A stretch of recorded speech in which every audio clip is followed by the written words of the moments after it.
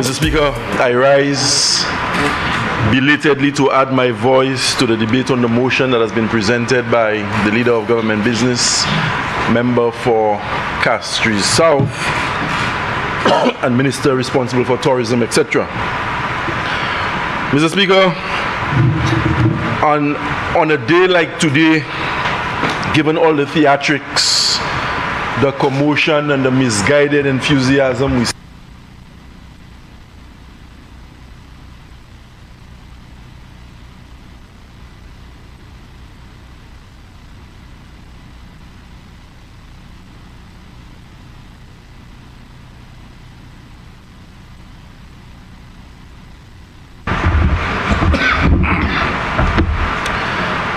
Mr. Speaker, as I was saying, I rise belatedly to add my voice to the debate on the motion presented by the Member for Micoud South and Leader of Government Business and Minister for Tourism, Investment, etc.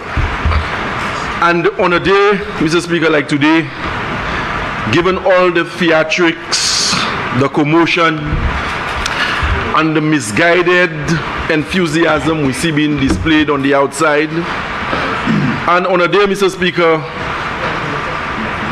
what the member for Castries East and Prime Minister in a previous parliamentary disposition would have referred to as flashing mirrors.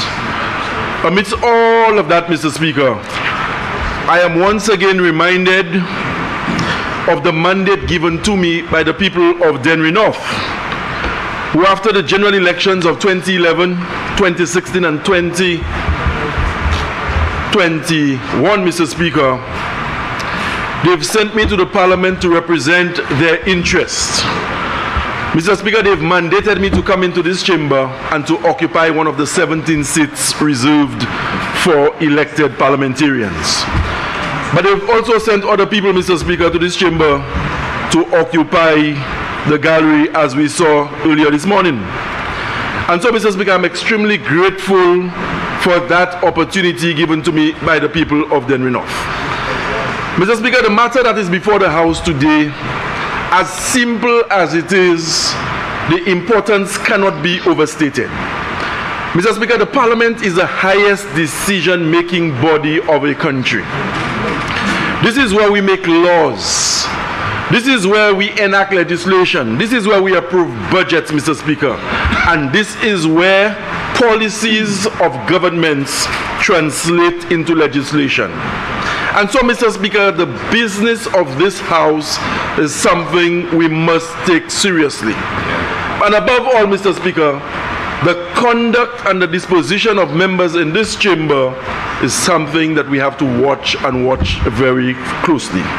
Mr. Speaker, our actions, our conduct, our decorum, Mr. Speaker, must be exemplary at all times. And I will be the first to admit that we have all, Mr. Speaker, on occasion, gotten carried away by our own exuberance in the things that we say, Mr. Speaker. We get carried away from time to time. And all of us at some point, Mr. Speaker, have made pronouncements in here where we've been called upon to withdraw. And we have. I remember my time in opposition. I referred to a particular member on the government side as a political hitman.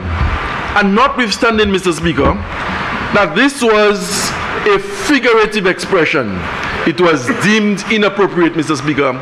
The member took offense, he felt slighted, and I was called upon by the Speaker at the time to withdraw.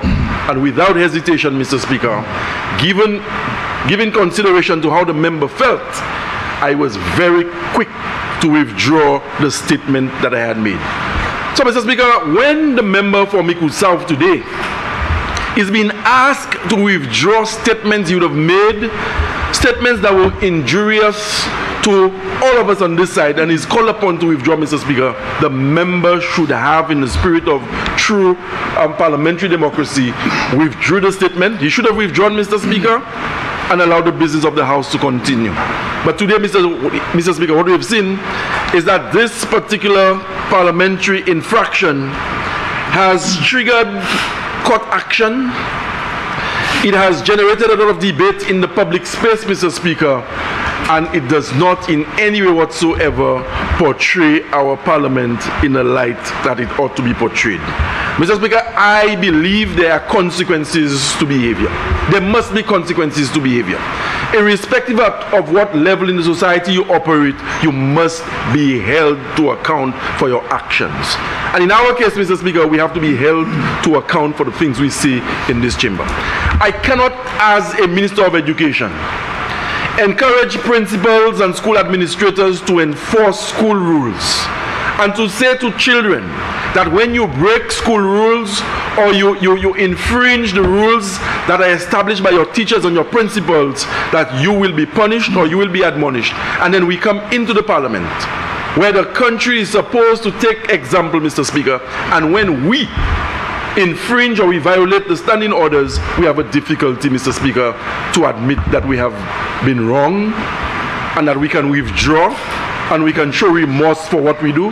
So, Mr. Speaker, I believe, as I said, in the power of example. And if the children who watch us on a daily basis, on a weekly basis, are to derive any meaningful example that can serve them well in the future from the proceedings of Parliament, I believe, Mr. Speaker, we have to ensure, and it doesn't matter who gets offended in the process, we have to ensure that the standing orders are upheld, the standing orders are defended, and that the legacy of the Parliament that we happen to constitute today will be one that the next generation will be proud of. Mr. Speaker, I support the reinstatement of the member for Micoud South. The member from Micoud South comes here like any one of us and he postures, Mr. Speaker, as we can, and it's our right to do in the chamber. But we must never forget or lose sight of the fact that when we come into this parliament, we did not come in here because we went through an examination process or we attended interviews and somebody handed a seat to us in the parliament. We went through the electoral process and people in the majority in the respective constituencies reposed their confidence in us, and that is how we were able to take a seat in this house. So this is not about him, Mr. Speaker. The reinstatement is not even about how he feels and his sentiments, but the people of Micoud South, who rightfully deserve a voice in the parliament, should not, Mr. Speaker, be punished because of the actions of their representative. And so I support the reinstatement of the member. And the member for Castries South, Mr. Speaker, put it across beautifully this morning.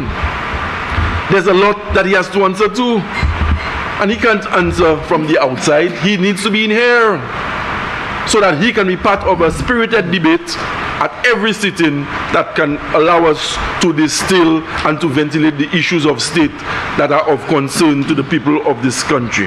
Mr. Speaker, the member needs to apologize, notwithstanding whether the motion is upheld in the majority and that he can rightfully take his place in here. But I think out of humility, Mr. Speaker, the member needs to come in here and make the admission that, look, I erred, I was wrong on reflection, and I need to withdraw the statement that I made, which was deemed offensive to members on the governing side.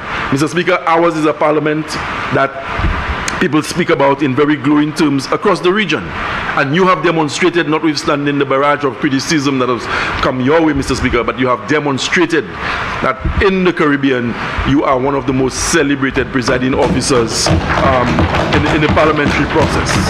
So, Mr. Speaker, with that, I conclude my very brief presentation, and as I said, it is my sincere hope that the member for Micoud South will find it in him, Mr. Speaker, to withdraw the statement, apologize, and allow the business of the Parliament to proceed. Thank you very much, Mr. Speaker.